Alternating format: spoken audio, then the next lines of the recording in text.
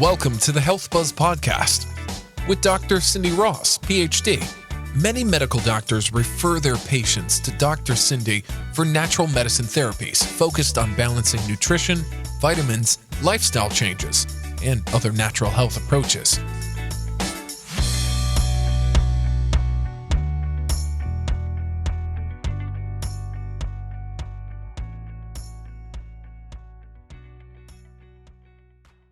Hey guys, it's Cindy Ross with the Health Buzz Podcast and my longtime friend, Larisa Dixon. Yeah. So Larisa and I, for those of you who do not know, man, we had a podcast, radio show. Well, it was a radio show. Legit radio show. Yeah, like we recorded in a radio station. 7:10 a.m. Yeah. For 7-8 years. It was like the body's destiny running time. Yeah, it was a while. Yeah, it was a long time. And we We're actually on the radio every day. Go every to week. the studio, and then Chip was our editor. Hey Chip. Hey Chip. We miss you. So Larisa and I had a show, and I don't even remember, like, did we have it was the body's destiny. It was Fit to Fat Radio. Fat to Fit Radio. Yeah. And we talked about anything and everything. Well, that was back when I was blogging. So I would go do races, and then I'd come back to her, and she'd have her body's best Sydney, and we'd come together and talk about what we did that weekend. And we had lots of guests on, and it was so fun. Yeah. It's so funny because we were just chatting the other day, and I was like, I love that you show up in my Facebook memories all the time. That's what's great about Facebook. We were talking about that earlier. Like, Facebook is like a love-hate relationship. I'll never get rid of it because of my memories and because I can connect with people that I don't normally connect with. It's so true. So, yeah. After we were just chatting, we were like, and she ended up driving down to the beach today. So that's how we're able to be together. Yeah. But it's been at least 10 years because you had moved into your house, and we shortly sold Body's Best India after that and moved down. Yeah. Yeah. It's almost like, I always say this, like, we might as well move to like a third world country, because I don't see 90% of the people from here. Well, and I'm not one of those people that actually come to Gulf Shores that much either. So in my defense, I don't come this way very often. Because we always go to Dolphin Island. We're more like the peaceful, quiet, like beach people. And down here is too much for me. Well, and I usually don't go off of Ono Island because it's crazy busy, and spring break hit this past weekend. That's the start of it. So it's busy time down there. But it's not about that. But it's so good. It's not about that life. I know. So we've been chatting and catching up on everything. And Larisa and I have always, even before the radio show, we been teaching fitness together. I get 25 years plus. Don't say how old we are. We're so young. We're so young. Just turned 28 the other day. Yes, we did. But no, we go back to like Corey Everson days. Hey, Harry Dodage. We see you, Harry. We know what you're eating right now. Right, exactly. Harry, call us. We got you. But yeah, I mean, I spin classes, everything. We go way back. So our life is always kind of like intertwined and outertwined and intertwined and outertwined. So it's good to connect again.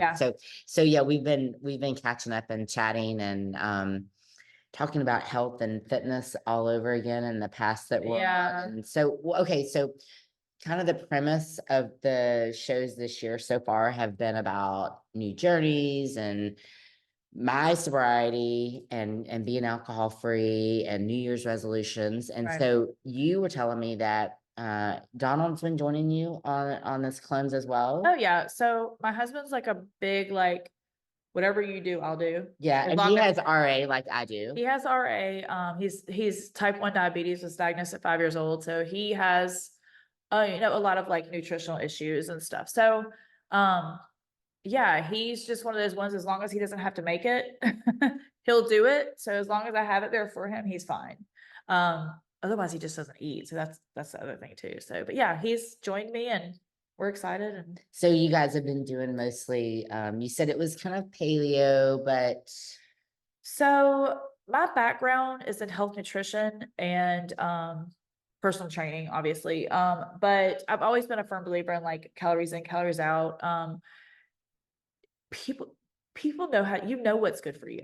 I don't care what age you are, unless you're 2 years old, you know what's good for you, you know what's bad for you. Period. Jason and I talked about this the other day. there is no excuse. No. Because there was so much information. Right. Like when I had my TV show and we had the radio show together, that was a source of information for people. Right. Now it's everywhere. Everywhere. Like you're going to stump your toe on it. Right. I mean, literally it's everywhere. So there is no excuse. No.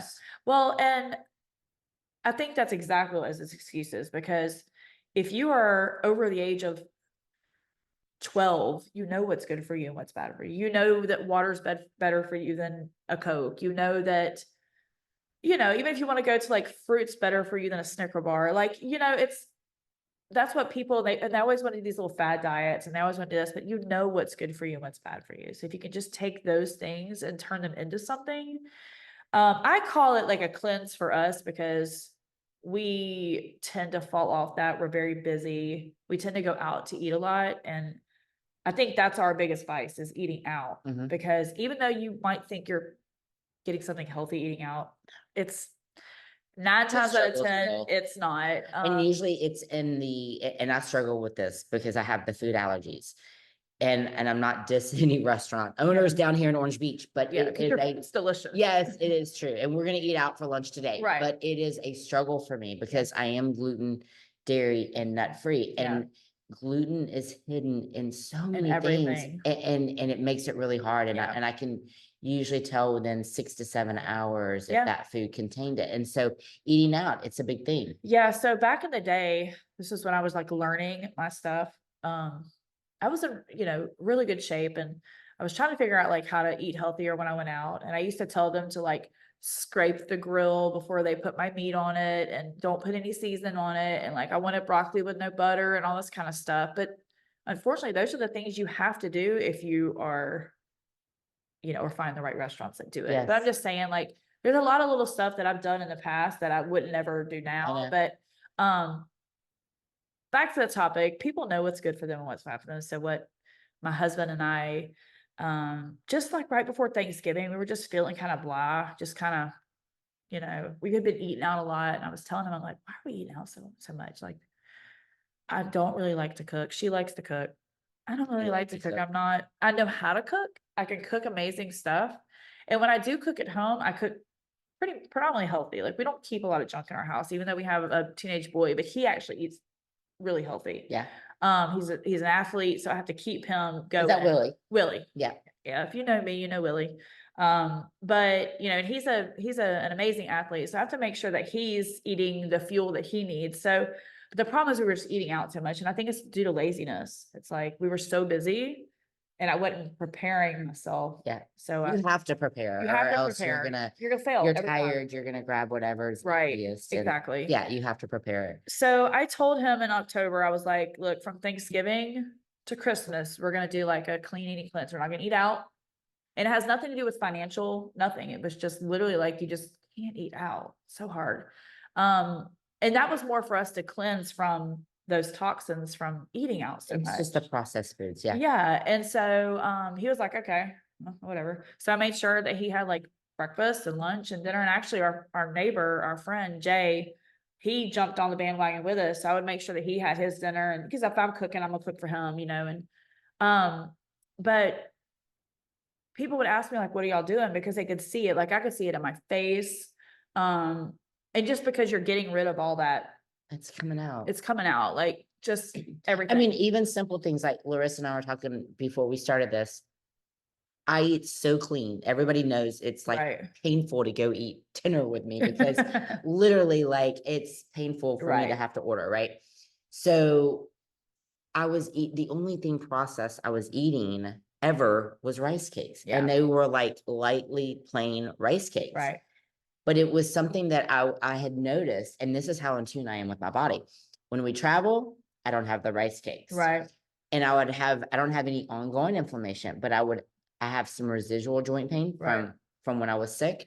And I would notice those joints would be a little bit inflamed. and it was when I would come home and I would eat the rice cakes. Right. And I travel and I'm like, oh, Jason, we need to travel like every day because the travel is making your body. Yeah, I don't feel bad at all. And so it wasn't the traveling, it was not eating the rice cakes. So it's something that I've cut out. And it's like learning like little tricks and tips, because we were just sharing, like, I'm making my own English muffin now, and I'm not much of a bread person, but it's as simple as using flaxseed that's ground up, and an egg and a little bit of baking powder, and you got a egg muffin, or you have a English muffin that is healthy and it's not processed. Yeah, see, I do the same thing, but with almond flour, but now she's want to try the flaxseed milk because it's even better. I mean, but even small steps, like if you do make stuff, like change your white flour or your wheat flour to like an almond flour or coconut flour. It's baby steps. Like, you can change one thing, because it's hard to go from like full on, white flour products to like, it tastes different. There's a difference in taste. But do you know, Larisa, I still have patients that will say to me, I can only imagine. Like it happens like probably once a month. What is a carb? Yeah. And I'm like, what did you ask me? Yeah. Like, what is a carb? Yeah. And they literally don't understand what a carb is. So flour, is a carb. It's carb. And it's a carb that your body does not process. That's the difference. And not just that, but it increases your glycemic index. Everything. Which we're talking about. Just talk about that. Yeah. And so literally, if diabetes is something that you're worried about, or if you're holding weight around your midsection, you really need to make sure that you're not spiking those glucose levels. And so that's when I'm like, not that I'm anti-carb, you get carbs through vegetables, and you can get carbs through so many things without having to actually like, hey, I'm eating a potato, here's a carb. Right. It's not like that, but you got to be more mindful of what you're putting into your mouth and educate yourself. Most people know, because we've been educated about, people's like, I got the sugar because they ate the sugar, or you feel like crap when you eat sugar. Well, a carb breaks down into sugar in your body. So anytime you eat a carb, that's what you're putting in your body. So you're basically just, if you wanted to kind of dumb it down a little bit, it's sugar. It is. It's full on. It's what your body considers sugar. And even like I have patients that are like, I'm eating fruit, and they think it's absolutely fine to be eating as much fruit as you want, but there's actually low and high glycemic fruits to eat. So you're pretty much safe with your berries, like your blueberry, your blackberry, raspberry, strawberries. Some melons, but you got to be careful. And I actually stay away. I was insulin, and I don't think we got into this. Larisa had a blood sugar issue. My father and brother both died of type 1 diabetes. So and so my father did too. So we have a lot passionate about. I'm more passionate about diabetes than I am rheumatoid arthritis. Yeah.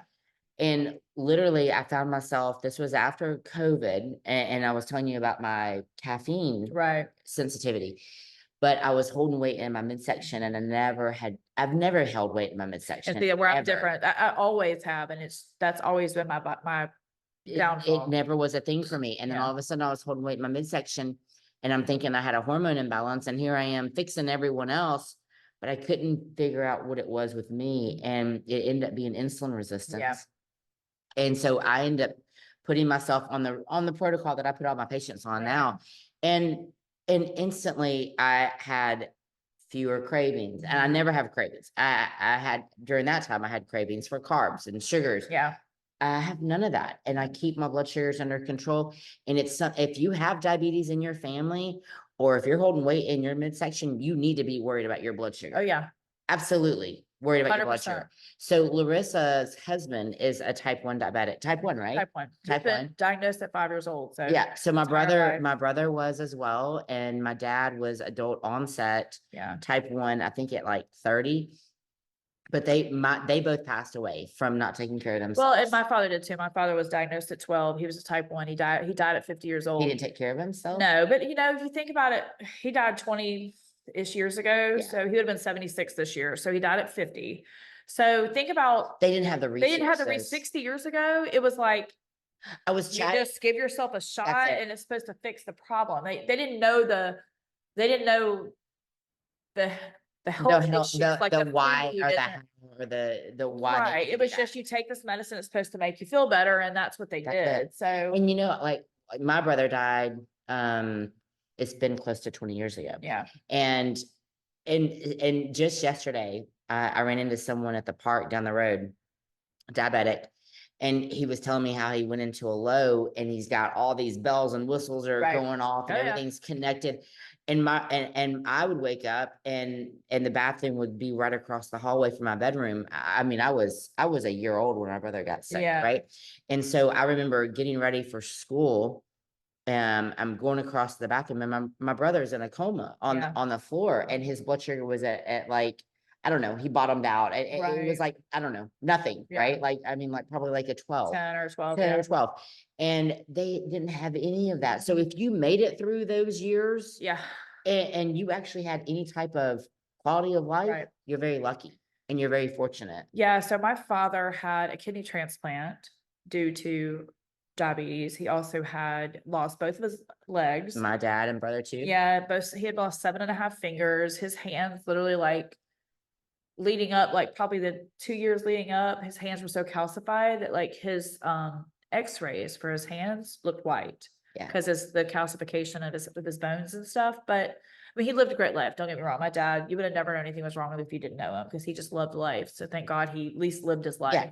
But it was sad. And then, what's funny is, my dad passes, so 5 years later, maybe I meet my husband, and he's a juvenile diabetic. I've had to go through things with him. Luckily, he's got all the bells. He wears an insulin pump.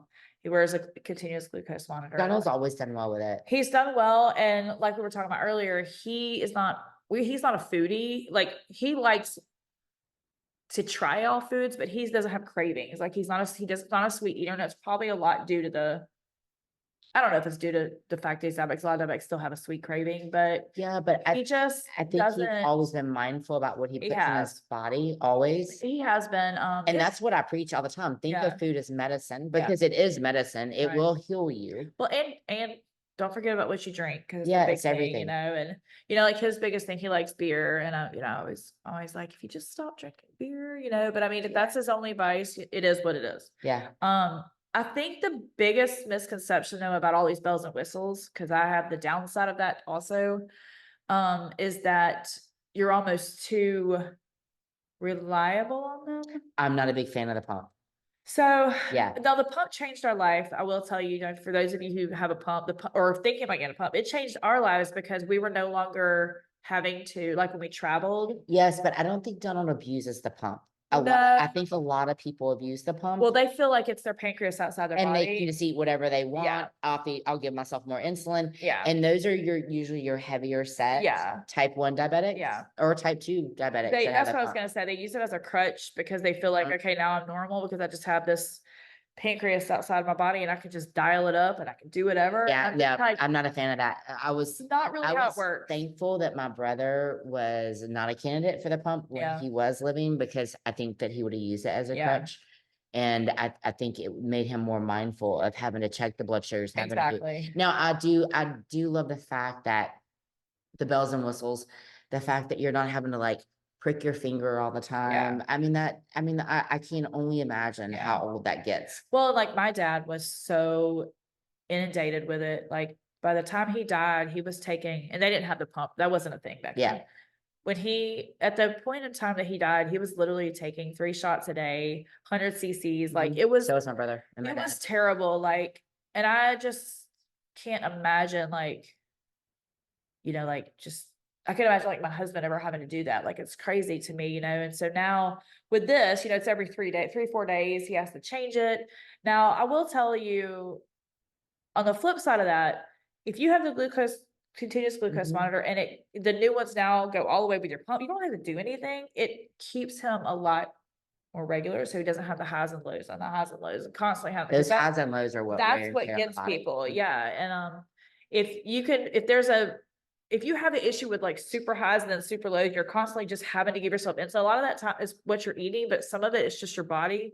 And you may need to go on the pump just so it can regulate that part of it. Yeah. And but don't use it as a crutch. No, don't go eat a bunch of junk and think, okay, it's fine. And I've always said this, and you'll probably remember this.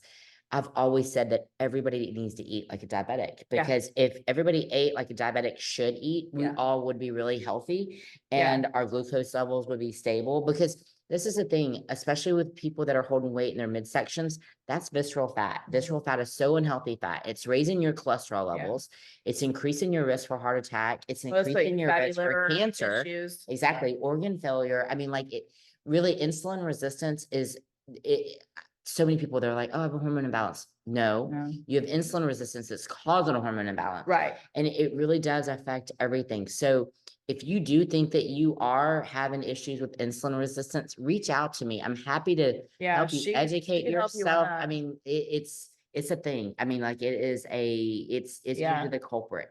Well, and I think too, some people, everybody now is like big on this big kick on, oh, my doctor said I'm pre-diabetes. You know what? Everybody's pre-diabetic. Every single person is pre-diabetic. Yeah, that's true. Because if you actually put a glucose monitor on yourself every time you ate something or didn't eat something, you're going to be high and low. Yeah. It's a matter of how those highs and lows go for X amount of time. That's exactly right. And that's what Larisa was telling me, that she had, she didn't even realize that she had an issue with it, but found herself with a high A1C. And the A1C, usually your doctor is going to check you for fasting glucose, and they're going to check your A1C. They're not checking usually your EAG, which is your estimated average glucose. They're not checking your HOMA markers, which are your insulin resistant markers. It's just insurance doesn't cover it, so they don't check it. So a lot of times people don't realize that they've had an issue until it's too late. And then their A1C is through the roof, and then they're in the hospital, like Larisa ended up in the hospital. So I ended up in an emergency one night because I didn't feel good the days leading to it, but I just thought I'd not feeling good or whatever. Normalcy, like, we were getting older, so it's because this is only a couple of years, maybe 4 years ago. But I told my husband, I was like, you gotta take me to the emergency room. And I'm not a doctor person. Like, I don't run to the doctor for everything. Like, that's the first time in the emergency room since I had kids, And the only thing that they found, well, I had high blood pressure when I got there, but it's because my sugar was so high. Yeah. So if you have blood pressure issues, you need to get from blood sugar. Blood sugar, yeah. Literally, what it does is it increases the inflammation in the body. Right. And inflammation increases everything else. Right. So if you can get that inflammation down in the body, you're at less risk for cancer, heart disease. It puts you at risk for everything, pretty much 200% risk. Right. Well, and that's, I think, what I was feeling that night was my blood pressure was just out the roof. And so anyways, and they gave me some fluids and sent me home and told me to get in touch with my.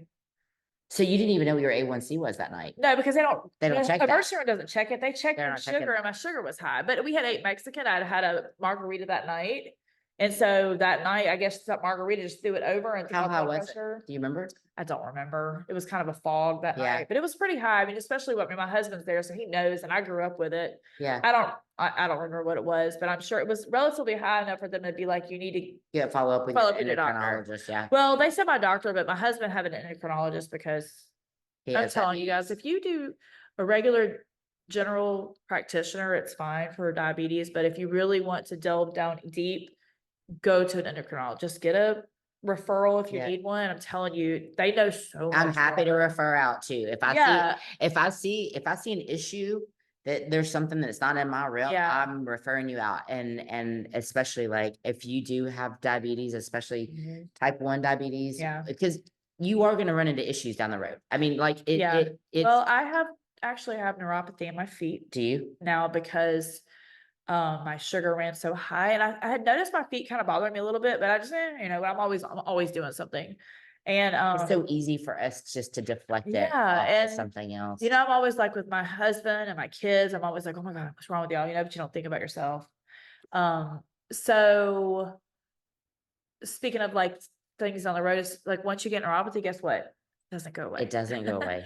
But I went to the emergency room, and then when I went to my endocrinologist, they found out my A1C was 14.7, which is like double the amount of what it should be. Like it's extreme high.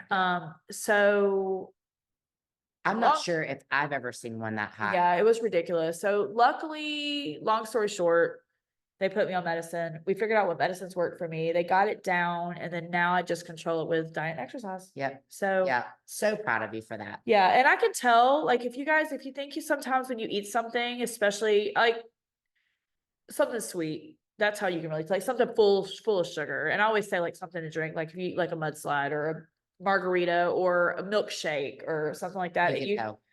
If you are pre-diabetic and it's like getting bad, you will know almost immediately. Well, and I can tell you this too. Your eyes get foggy. That's what I'm gonna say. So if you've not been checked, and you would not believe how many people do not get a regular checkup, and you think that insulin resistance is an issue, you better get checked, because you will end up with neuropathy and you will end up with vision problems like crazy. And that was a huge thing for me. So my dad died, my brother died, a lot of family members died in my family of type 1 diabetes. A lot of adult onset. My one living brother has adult onset type 2. But when I cut drinking out in December, and that was a thing. I'm like, I'm adding all these calories and it's sugar, right? Yep. Even though I was choosing the lower, it doesn't matter. Alcohol turns into sugar in your body. So cut it out. But what I noticed was that my vision had started decreasing rapidly, and I've always had great vision. But the past 2 years, like, they were changing my prescription every year, like drastically. You're like, something's not right here. And I was constantly like, I felt like I was like in like Coke bottles, like that's what I felt like. And I quit drinking. Within 10 days of not drinking, I noticed a huge difference. Then I'm like, after like 6, I don't know, maybe I hit like 2 months of not drinking. I tell my husband, I'm like, I haven't been able to wear my glasses in like 6 weeks, because I couldn't see out of my glasses because it was different. And I was without them. And so I ended up going to the eye doctor. My vision improved like 200%. So I'm curious. I mean, I stay on top of my blood sugars, but I'm really curious what my blood sugars were running past the alcohol. And for it to affect my vision that much.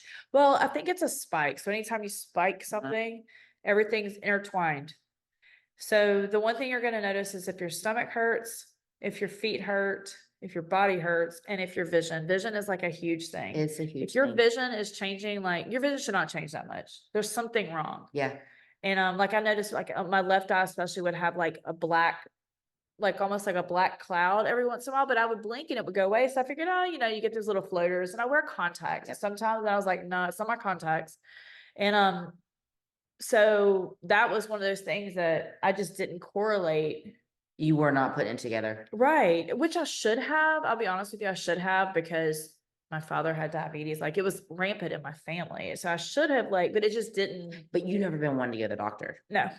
I know it's bad. It's bad. I know that. Everybody that knows me knows that. Like, I just don't. You know what? And it's okay. Like, and I'm not a medicine taker. Like, I'm not either. Don't.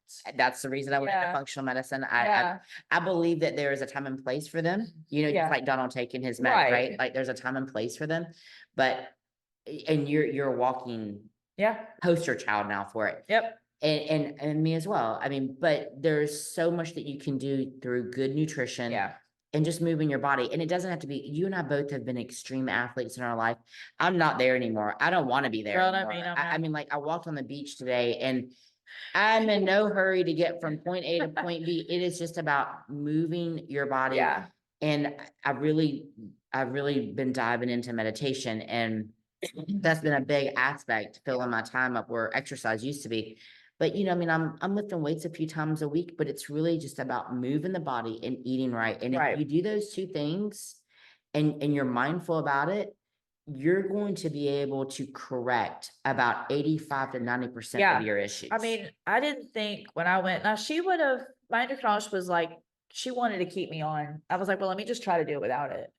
She's like, are you sure? I said, yeah. So it's been fine. I mean, it fluctuates a little bit, but like, I think it's just recognizing like when you need to back off. Well, and that's when you decided to do a cleanse back in November. Yep. Cause I was feeling like my head was foggy. My eyes were getting back foggy. And I don't think my blood sugar was like crazy anymore, but just the overall health. Like, and I always tell people, like, when I say cleanse, people are like, what did you take? Did Well, I you do know like she's been telling me about this what- cleanse, and I'm like, well, let's talk about it on the podcast. You did send me any information on it. Well, that was my fault. I got busy. I forgot. And then she's like, she's like, well, it's not really like a cleanse, but it's a cleanse for us. So this is what I do. I call it a cleanse because you're basically cleansing the crap out of your body. That's what a cleanse is. Foods. It's So I was telling her, I kind of did if you had to put a label on it, I kind of did like a carnivore diet / paleo /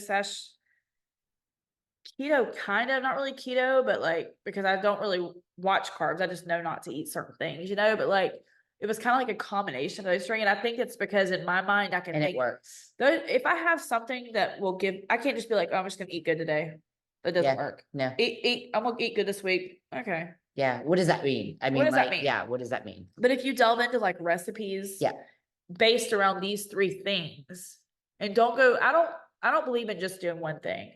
Like, I don't believe healthy eating, but I don't believe there's many issues with people who are going all keto. Like, are you crazy? Like, don't do that. Or even like paleo. Paleo is one of those ones to me that I have found for my clients in the past that as long as I tweaked it a little bit, they actually could follow it. Because if you look at an actual, like, it's more non-restrictive paleo, not restricted paleo, non-restricted paleo, it's, you can actually maintain it a little bit easier. Yeah. So if you're looking for something and you don't want to, most people don't want to do, like, I am not anywhere near her. I would love to be, but I'm not anywhere near I'm her. a little extreme. She's an extremist. I am not, but, you have to find out what works for you and also for your lifestyle, and I think me and Donna are kind of coming more like them because our kids are getting out of our house and we're able to do stuff for ourselves. And I'm trying to back down from being so extreme.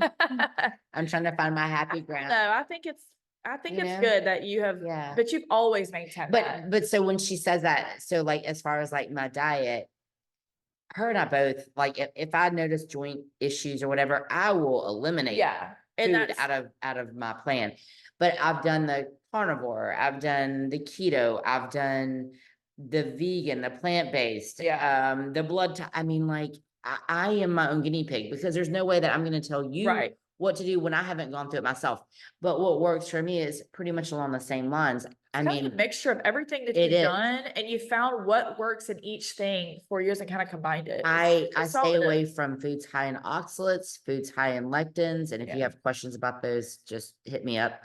But I stay away from those, and I stay pretty much on an anti-inflammatory diet. And we were just chatting, crucifix vegetables affect me sometimes, and I love them. They're my favorite, like Brussels sprouts and cabbage and broccoli. And she was saying that sometimes Donald has some hiccups with his RA in his fingers, and so she's going to be more mindful about that. Yeah, because I didn't know to be honest with you, I didn't really know what that was. It does affect me, and I love it. And vegetables are mostly where I get my carbs in, so I have to be careful about that. But I do a lot of green beans, a lot of asparagus, a lot of salad. I mean, my salad is like this high. It's huge. Right. Like when I go to a restaurant and I'm paying like $30 because I'm getting like this little bit of piece of fish, you'll see today. And then my salad is like this big. And I'm like, where's my food? Like, and so at home, I'm like, I'm going to share this book with you guys in a second, but literally my plate is like this big and it's like this high of salad. Yeah. So real fast, and we won't keep you guys too much longer because we're hungry and we're going to go to lunch. We kind of went off of a, but I did want to share. Yeah. That's what happened when we had our radio show. It happens. Start one thing and it just went. We didn't even really, I mean, we got some notes here, but we didn't even look at them. But I do want to share this book with you guys. This is a doctor, his name is Dr. Ken Berry. I followed him a lot. He is carnivore. I followed him a lot. He's an MD, and you can find him on YouTube. He's on all social media, but he wrote this book, and it's Lies My Doctor Told Me. And it's really interesting. And I know that you've heard a lot of this through your doctor, word of mouth, maybe at the gym, but he really dives into each one of them, gives book recommendations, more homework, and just pretty much blows away like all these myths that are out there. Well, you were saying he was like a heavy. Yeah, so his background is interesting. His story was, he finished medical school and he found himself a little bit on the heavier side, not a lot of time, eating all the bad foods. And he said that he had these patients coming in his door and he's telling them that they need to lose weight. And he said, I'm finding myself bending over trying to tie my shoes and I can't reach my shoes and I'm out of breath. And he said, that's when I decided to start changing. He goes, I decided to look at my nutrition notes from medical school. And he said, it was one page. Yeah. And one little book that they gave us. And he said, so I started diving into all the different diets. And that's when he came up. And that's why the carnivore diet worked so well, is because it is low inflammatory. I mean, it worked for me for about, I did it for about 5 months. Yeah. And I like to measure my food. I am that person. And with carnivore, you're not supposed to. Like, you just eat all the food that you want to. Well, the first 3 months it worked for me. And then after that, I got fat. Yeah. I did. I gained weight. And I don't know, maybe it was, I was still drinking alcohol. Maybe it was that too. So I'm not going to say it was all the carnivore diet. Well, it's probably because the carnivore diet's great, but it's really not balanced. It's not balanced at all. That is the key. And I really did miss my vegetables after like month 30. I missed them. So some of the permissible vegetables, there's 5 tiers of carnivore. I really dove into it, being extreme. There's 5 tiers, and I hovered around like the lowest tier and maybe like level 4. And you get permissible vegetables, which is asparagus and zucchini. The ones that are lower in glycemic, they're not going to spike glucose levels. And that's what it was about. But I didn't do well. My body didn't do well with the dairy, because you're allowed a lot of dairy. You're allowed a lot. And joint wise, having RA, it did not work for me. I think that's why I always, I don't really have clients anymore. So I can't really say my clients now, because I don't do it anymore. But back in the day, I think that's why I always did an unrestricted paleo, because it is kind of a mixture of all of it. If you look at like the diet of it, it's, to me, that was just a good balance. But then there's still stuff on that I know I wouldn't eat. And it's just, this is what I will say. I will say, figure out, more than likely your gut is off and you're more sensitive to foods than what you need to be. So you need to be really in touch with your body. See if you're swelling, if you have acid reflux, if your joints hurt or anything after you eat. Notice that. Be more present. Yeah, everything. Your head. Neuropathy, which is losing feeling in your feet and extremities. And then after that, just, you're your own best advocate for your health. So I would just start studying the different diets and learning what a carbohydrate is for my patients that do not know what a carbohydrate is. What a carb, a protein, and a fat is, because a lot of people don't know any of the 3. And a naked carb is something that I talk about a lot. It is a no-no. So what a naked carb is a carbohydrate. Let's just say you eat a loaded potato and you think that you're doing good because you're eating a potato. Right? But that potato is naked. It does not have a fat and it doesn't have a protein in it. There's really no nutritional value to a potato. So literally what you're doing is you don't have any fat or protein supporting that carbohydrate. So you're spiking that glucose. And then within an hour, you're going to bottom out. I ran into a friend, she works at the bank, ran into her the other day, and she was shaking. And she said, I just ate like an hour ago. And I asked her what she ate. Nothing but carbohydrates. And I'm like, you just had naked carbs. And she was like, what does that mean? And I'm like, you didn't have a fat or a protein to sustain it. So you want to make sure that you always just combine it. Balance. And you cannot go wrong with high protein, high fat, as long as you don't have any kidney issues. And again, if you're not measuring, you cannot control it. So always get a baseline lab, see where you're at, and then go from there. And then this is a thing that Jason, I always preach to him about. I actually stopped preaching about it, but if you tell him that dirt is going to make him stronger, he's going to eat that dirt.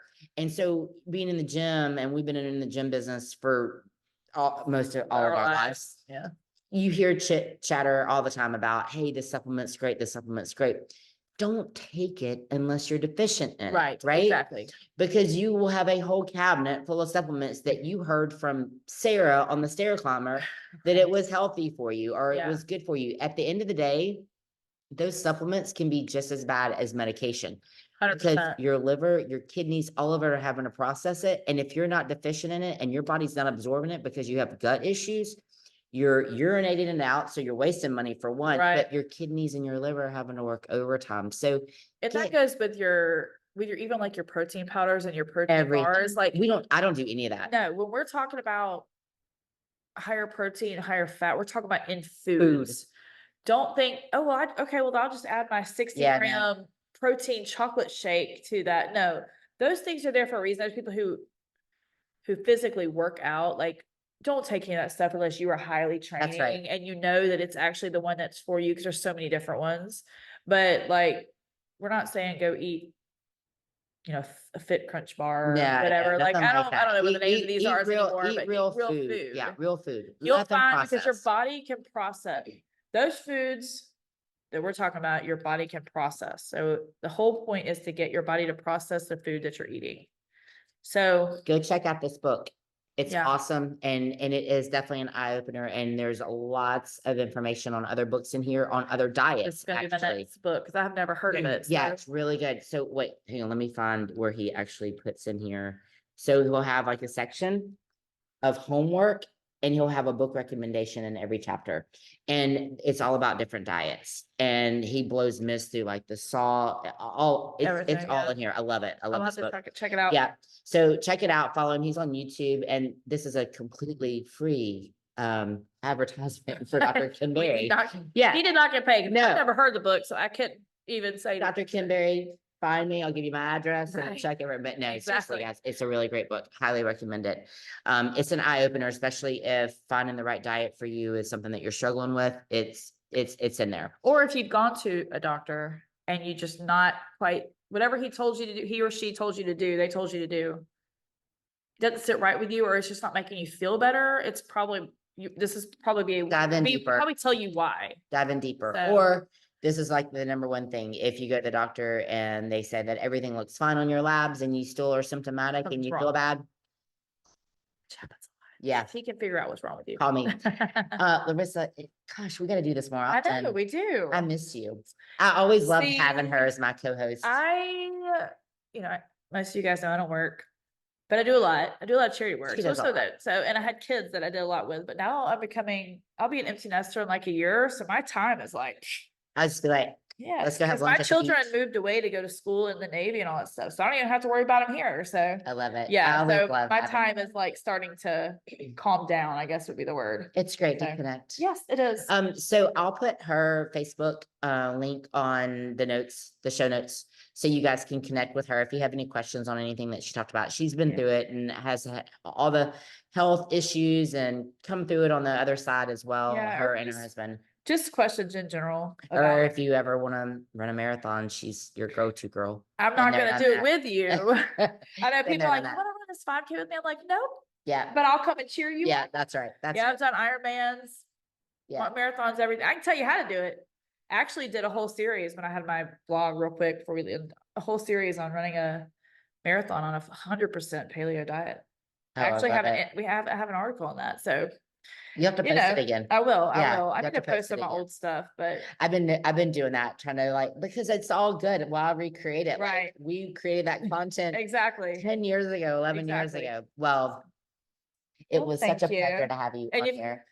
You're an unknown, look her up. South is beautiful. Everything's beautiful here. So thank you for having me. Hey, thanks guys. And as always, thanks for tuning in. And you can find me on all the social media. Dr. Cindy Ross, or email me, cindy@drcindyross.com if you have any questions. And I look forward to seeing you next time. Thanks, Larisa. Bye. Thank you.